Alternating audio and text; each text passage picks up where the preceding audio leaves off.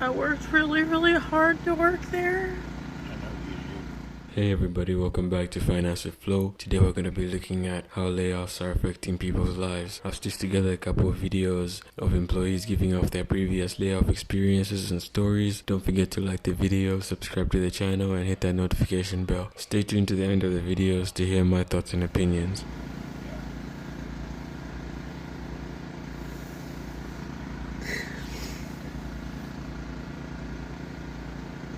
I kept looking at my Facebook because my boss said she was going to friend request me on Facebook to let me know when to come back to work because I had yesterday off, which was like my first real day off.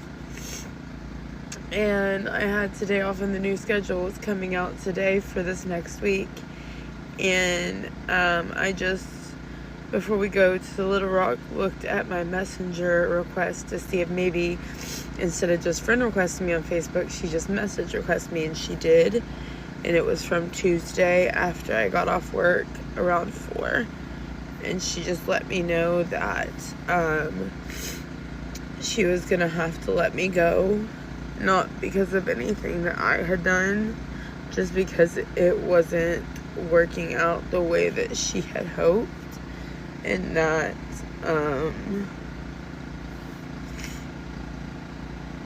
she's not mad at me at all or anything like that, and I can come up there and visit and talk to them anytime. They're a really great group of people.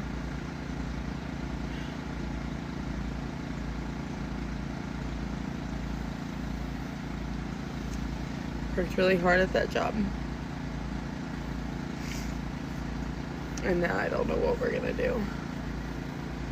So I gotta go start looking for another job. Re-braid my hair. What? Gotta re-braid my hair. Are you ready? We gotta go.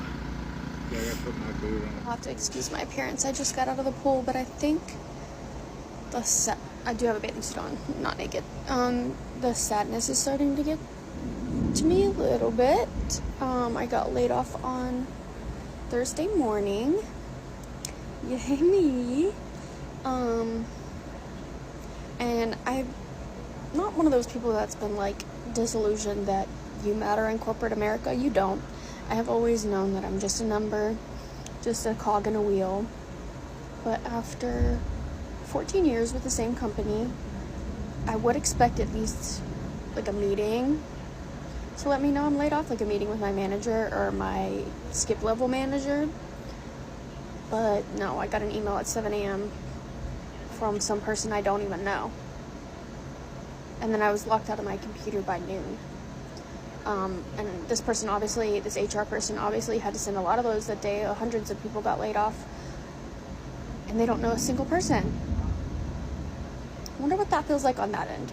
Or do they care? I know they're HR, but a lot of HR people shouldn't be in HR. But, just a little, some type of personal touch would have been nice. This is the story of how I got laid off. Back in May, on a Wednesday, I got a calendar invite from my boss that just said, sync. This was super weird because normally we have weekly syncs on Tuesdays and it's scheduled and everything is fine. I hadn't gotten any negative feedback. It's just been a very baseline experience. Fearing the worst, I messaged my boss and said, hey, I want to make sure I'm prepared for this meeting. Can you let me know what we're going to talk about? Is there anything I need to prepare? My boss simply responds, no, nothing to prepare. And that's it. So for 2 days, our meeting was scheduled for Friday. I found out on Wednesday. For 2 days, I am sitting in pure anxiety, thinking the absolute worst, wondering what I did wrong, questioning everything. And then Friday comes, and, well, I'll just show you what happened.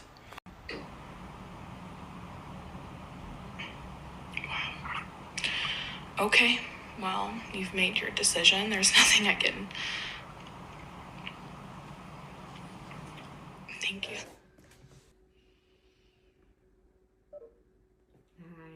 The review of all options, the company has made the very difficult decision to eliminate some positions across. Well, there you have it. Right as I'm leaving for a supposed to be fun trip. And I think what like makes me even more infuriated is like not the job itself, because like there was changes within the company that I knew like this was going to happen, especially with my position, especially like being remote, and I'm like the only one in the office that's remote. But I think what's a little bothersome is like my manager didn't really say anything. I've been with them for 4 years, so that's frustrating. And we'll see if she like reaches out, if her or the dean reach out. I doubt it. But yeah, I mean, I have to pack and go to Boston, so I really don't have time to deal with this right now. So yeah. Hey TikTok people, I need some help. I'll try to make the video as quick as I can, but I'm like really going through it, so I haven't vented about this or spoke about what happened to me. This is my first time talking about it. I work for my local city. I drive a bus, and I've been fired. The reason I got fired was they say I had a positive drug test, that it tested positive for THC. Meanwhile, I don't drink, I don't smoke cigarettes, I don't use any street drugs or any prescribed medication either. So I was like baffled. What are you talking about? There has to be a mistake. Ended up kind of like going down different options of like, what could this possibly be? I use CBD oil, and I had a new one given to me by the store owner, and it's obviously one that isn't regulated. I don't really know where to go from here. Like, do I try to fight this? Do I live and learn? Has anybody else had this happen to them? You know, have you been in this situation? Do you have a family member? Do you have friends that like, hey, you know, they don't use any kind of THC or marijuana products, but they tested positive for marijuana? I don't know if the test had like just a negative or a positive. If it showed a level, they won't give me the results, which is something that also isn't sitting well with me. I would like to have those. But again, so I'm in a panic. I don't know how I'm going to pay my bills. I don't know how I'm going to get another job. I don't know. If anybody would like to kind of like chat about this, I would love to hear how you navigated this situation. I'm humiliated. I feel like just humiliated. Like, how do I tell my friends and my family, you know, I got fired for a failed drug test? Like, when I didn't partake in the, you know, in the substance. So I don't know. Again, I'm just looking for some feedback. Sorry I rambled on, but I just haven't talked about this with anybody. But I figured if there's anyone out there, TikTok will have the answers, and message me, hit me up, let me know how you navigated it, or how you... Hey y'all. Another black woman just got fired from her job. These bitches just fired me. I wasn't even good and woke yet before I got a call saying my job has been terminated. Oh my God. Lord, the fact, you know what? I'm not even mad, because God always works it out for me. I swear he do. But bitch, the fuck?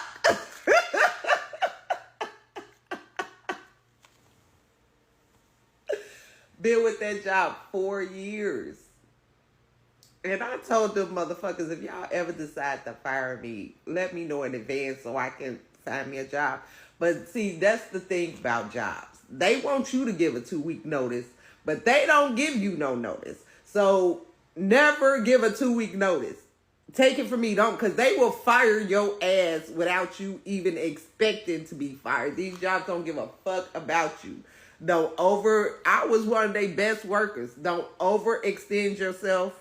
Don't do your job description, because bitch,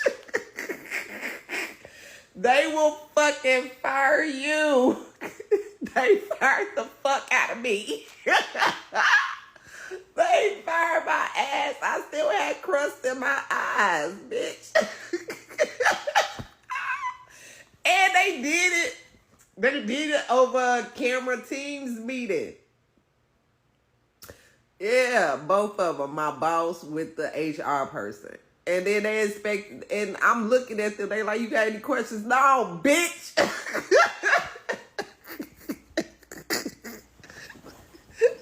Get me off this phone before I cuss y'all out. That's what you need to do. I got a few choice words for you motherfuckers. They fired my ass. They kicked me to the curb, y'all. Damn. Yes, I gotta go full throttle into this. I made a video a couple hours ago that was like, oh my God, something's in the air, like the energy feels weird. Is it just me? I just got fired. I just got a call from my boss and the executives at the office that I worked at past tense, and I got fired for posting a TikTok about Charlie Kirk. And before anyone asks, yes, I am looking up attorneys. I will be looking into what kind of leg I have to stand on as far as like a wrongful termination suit or anything like that. But honestly, I feel like I feel good. I'll do a full story time soon and probably like a little get ready with me to go pick up my stuff from security tomorrow. But like ultimately, I'm like kind of excited. Maybe it's like my big 3 all being fire signs that make me really excited when shit like this happens. I'm like, yes, give me a challenge, fuck you. So my new full-time job is gonna be applying for jobs and looking for attorneys and cleaning my house and doing my homework and posting on the internet. You know, the thing that got me fired.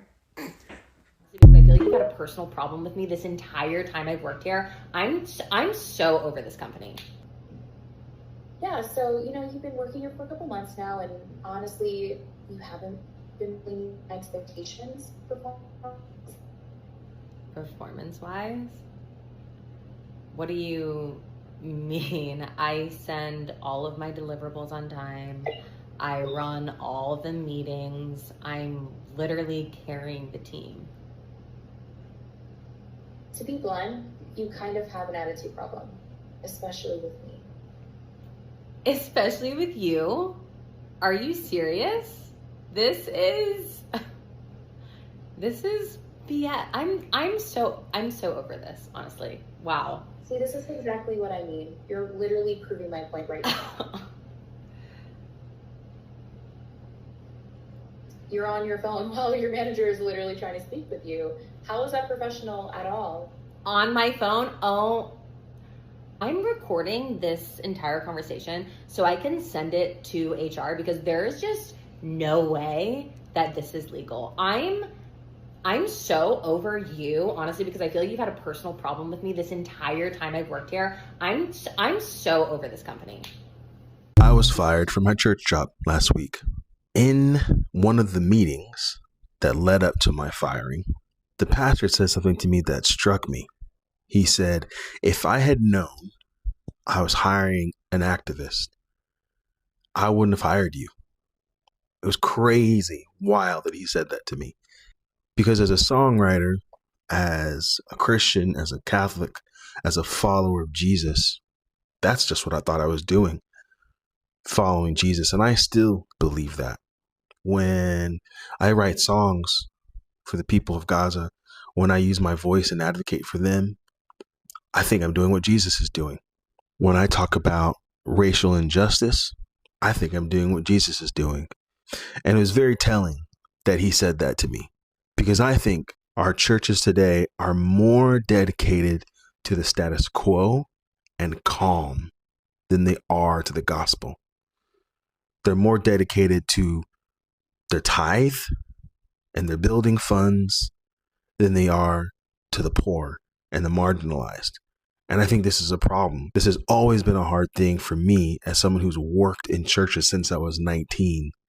Our churches need to be more than just social clubs. Our churches need to be missional. They need to be about the gospel. So then it won't be a shock when you have someone on your staff who's doing what Jesus.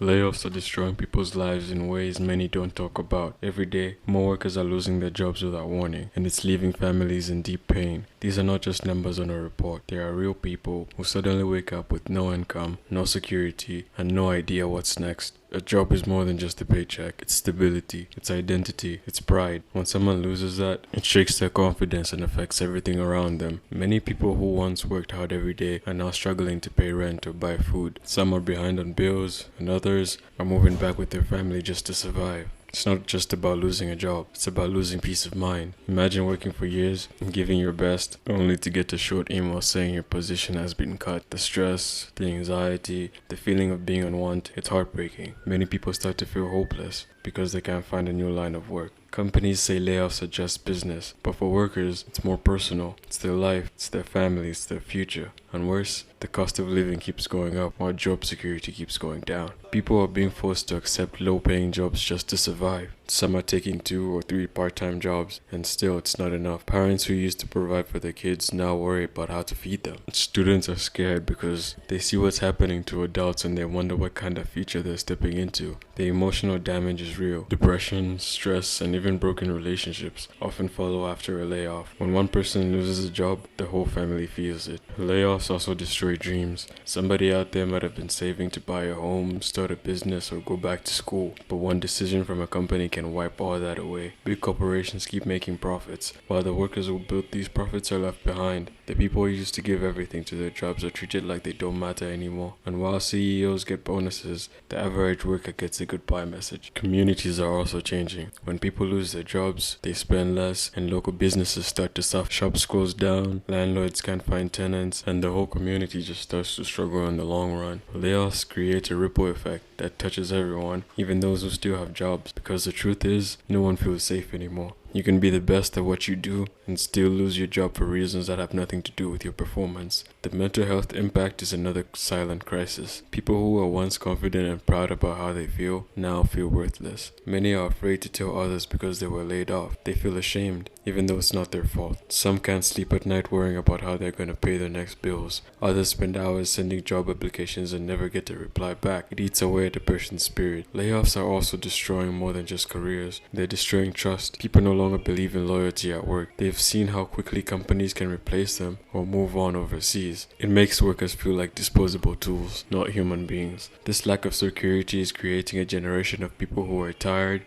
scared, and emotionally drained. There needs to be more compassion and protection for workers. Companies should think beyond profits and remember that every job changes lives. Governments should create stronger systems to help people get back on their feet. But most importantly, society needs to start caring again. We can't just scroll past another headline about layoffs like it's nothing. Behind every layoff is a story, a family, and a person fighting to survive. If we keep ignoring it, we'll end up in a world where no one feels safe at work, where loyalty doesn't matter, and where the working class carries all the pain. People are already living paycheck to paycheck, and when that paycheck disappears, everything falls apart. Layoffs might look like a business decision on paper, but in reality, they're breaking hearts, homes, and lives. And it's time we start talking about it, not as a statistic, but as a human crisis that needs attention, compassion, and real change. Thank you so much for watching. Like and subscribe to the channel, and see you